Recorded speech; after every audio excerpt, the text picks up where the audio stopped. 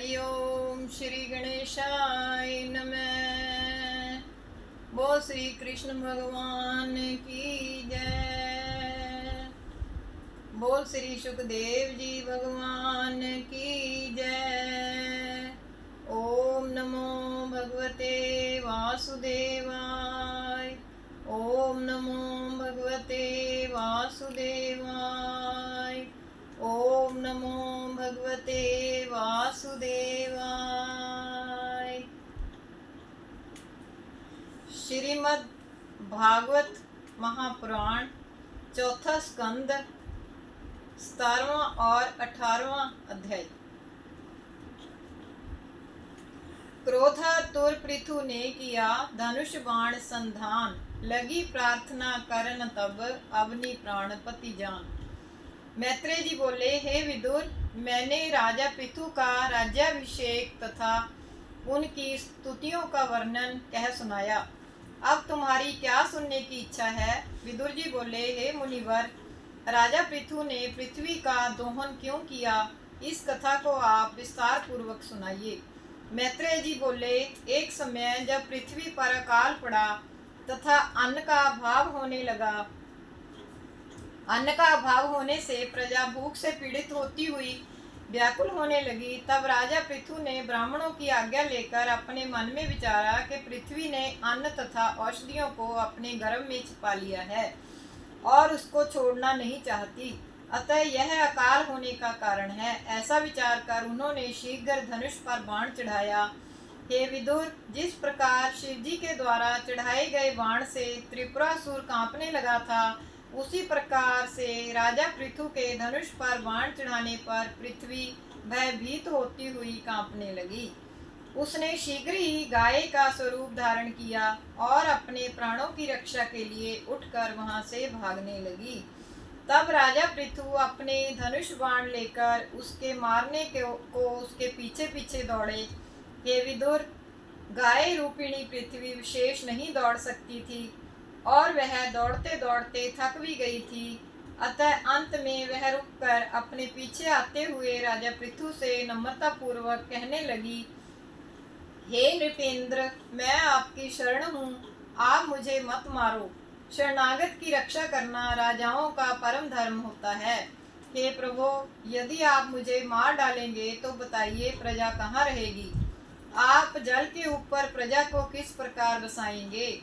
हे विदुर, राजा पृथु के चित्त में दया की धारा बहने लगी और वे पृथ्वी से बोले, हे वसुंधरे, मैंने कई बार अन्न प्रकट करने के लिए तुझसे कहा, किंतु तूने मेरी आज्ञा ना मानी और अपनी ही हठ रखी, अतः मुझे ऐसा कार्य करना पड़ा।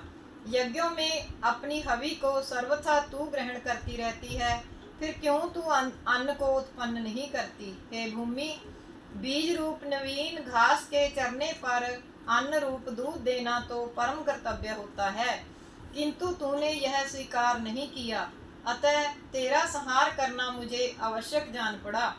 हे पृथ्वी, पितामह ब्रह्मा जी से निर्मित औषधि एवं बीज सब तूने अपने उदर में छिपा लिए हैं, इसीलिए मेरा तीक्ष्ण बाण तेरे उदर से उनको बाहर निकाल कर क्षुधा से व्याकुल प्रजा की तृप्ति करेगा।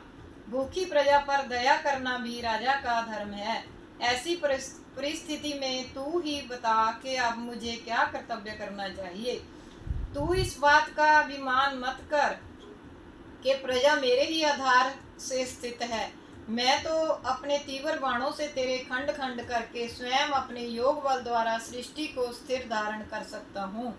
हे विदुर, महाराजा पृथु ने इस प्रकार से पृथ्वी का तिरस्कार करते हुए जब कहा, तब पृथ्वी उनसे पुनः हाथ जोड़कर नमस्कार करती हुई कहने लगी, बोल श्री कृष्ण भगवान की जय। बोल श्री सुखदेव जी भगवान की जय। ओम नमो भगवते वासुदेवाय। 18वां अध्याय। कहने लगे, मैत्रेय मुनि, सुनहु विदुर धरि ध्यान, पृथ्वी का दोहन कहूँ सकल तोर हित जान। मैत्रेय जी कहने लगे, हे विदुर, पृथ्वी ने राजा पृथु को जब क्रोध युक्त देखा तो पुनः कहने लगी। पृथ्वी बोली, हे प्रभो, आप क्रोध को त्याग कर अपना चित्त शांत कीजिए तथा मेरी बातों को ध्यान पूर्वक सुनिए। हे नृपेंद्र, मेरा कहना आपसे आदरणीय होना चाहिए। प्राचीन काल में ब्राह्मण, ऋषि, मुनिगण अपने कर्तव्य एवं नियमों का पालन करते हुए यज्ञ आदि कर्म किया करते थे, जिनमें किसी भी प्रकार की त्रुटि ना रहने पाती थी। हे महाराज, अब मैं देखती हूँ कि जगत की रचना के पहले पितामह ब्रह्मा जी से उत्पन्न की गई औषधियों को इस समय अपने नियमों को त्याग कर अधम मनुष्य भक्षण कर रहे हैं तथा अब धन के हरण करने वाले चोर, ठग, डाकुओं का राजा के होते हुए भी विरोधी नहीं हो रहा है। राजाओं से मेरा पालन तो दूर रहा, अपितु अब उनसे मेरा अनादर हो रहा है। प्रजा की बुद्धि भी प्राय चोरों जैसी हो गई है। इसीलिए मेरे द्वारा समस्त बीज आदि औषधियाँ इस समय भक्षण कर ली गई हैं, जिससे अब आगे भविष्य में यज्ञ आदि कर्म ना हो सके। हे दीन वत्सल, यदि मेरे द्वारा ऐसा ना किया जाता तो अब तक समस्त औषधियाँ एवं बीज दुष्टों के उदरों में पहुँच जाते और किसी प्रकार यज्ञ आदि भी ना हो सकते थे। अधिक काल तक मेरे पेट में स्थिर रहने से प्राय औषधियों ने अपना जीर्ण पुराना रूप धारण कर लिया है। अतः हे राजन, अब आप प्रयत्न करके मेरे उदर से उन सब औषधियों को बाहर निकालें। मेरे विनाश करने से आपकी क्या वृद्धि होगी? मुझे आप पहले ऐसी समतल बनाओ जिससे वर्ष का जल सर्वत्र समान भरा रहे और बीच के समस्त पर्वत एक किनारे पहुंच जाएं। हे भूपमणे, मुझे दासी समझ आप पहले मुझे दूहने के लिए मेरा बछड़ा, दोहन पात्र तथा दोहन करता निश्चय करिए। मैं आपकी सभी आज्ञाएं स्वीकार करती हूँ। हे विदुर, तब राजा पृथ्वी की ऐसी बातें सुन प्रसन्न हो गए और पहले तो अपने धनुष से समस्त पर्वत उठाकर उत्तराखंड में धर दिए तथा मनु को बछड़ा किया। राजा मनु ने अपने ही हाथ पात्र बना लिए और सब औषधियाँ पृथ्वी से धोकर निकाल लीं। इसके पीछे देवताओं ने देवराज इंद्र को वत्स किया और सोने के भांड में सुधा वीर्य एवं इंद्रिय बल स्वरूप उत्तम दूध दूह लिया। दैत्य दानवों ने प्रहलाद जी को वत्स किया और लोहे के भांड में आसव एवं सुरा रूप दूध दूह लिया। गंधर्वों तथा अप्सराओं ने विश्वावसु को वत्स किया और कमल पात्र में अपनी विद्या तथा मधुर भाषा एवं सौंदर्य रूप दूध दूह लिया। हे विदुर, इस प्रकार श्राद्ध के देव पितरों ने अर्यमा को वत्स किया। पुनः कच्ची मिट्टी की हांडी में पितरों का भोज्यान्न रूप पेय दूह लिया। सिद्धों ने कपिल देव जी को वत्स किया और योग की अष्ट सिद्धियों को दूह लिया। विद्याधर इत्यादि नवचरों ने कपिल देव जी को ही वत्स किया और आकाश रूपी भांड में अंतर्धान शक्ति तथा खेचरी समस्त विद्याओं को दूह लिया। किम पुरुष आदि छलियों ने मय नामक दैत्य को वत्स बनाया और आकाश रूपी भांड में अनेक छल कारक मायाओं को दूह लिया। यक्ष, राक्षस आदि मांस आहारियों ने रुद्र को वत्स बनाया और मनुष्य की खोपड़ी रूपी भांड में रक्त रूपी आसव दूध दूह लिया। सर्प तथा बिच्छू आदि हिंसक कीट जंतुओं ने तक्षक सर्प को वत्स किया और अपने अपने मुख रूपी पात्र में विष रूपमय दूध दूह लिया। पशुओं ने शिव वाहन बैल को वत्स बनाया और वन रूपी पात्र में तृण रूप दूध दूह लिया। मांसाहारी हिंसक पशुओं ने वन के बब्बर शेर को वत्स बनाया और देह रूपी भांड में मांस रूपी दूध दूह लिया।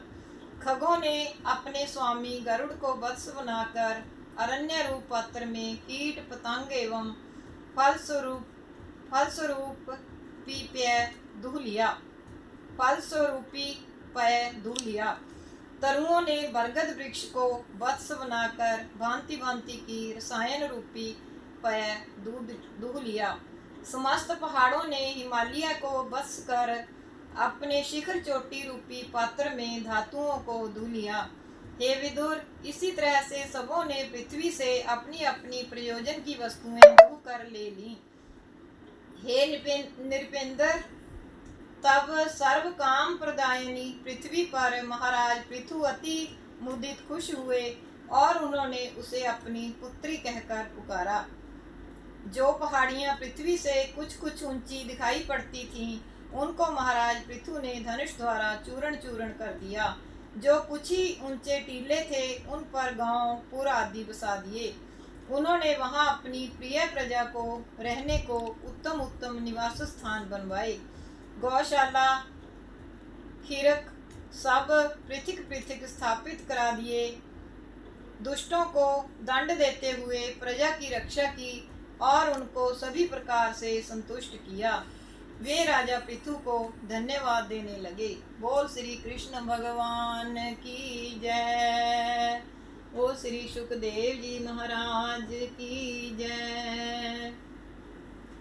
श्री कृष्ण गोविंद हरे मुरारे, हे नाथ नारायण वासुदेव। श्री कृष्ण गोविंद हरे मुरारे, हे नाथ नारायण वासुदेव। श्री कृष्ण गोविंद हरे मुरारे, हे नाथ नारायण वासुदेव। अच्युतं केशवं राम नारायणं, कृष्ण दामोदरं वासुदेवं हरिं, श्रीधरं माधवं गोपिका वल्लभं, जानकी नायकं श्रीरामचंद्रं भजे। बोल श्री कृष्ण भगवान की जय। बोल श्री सुखदेव जी भगवान की जय।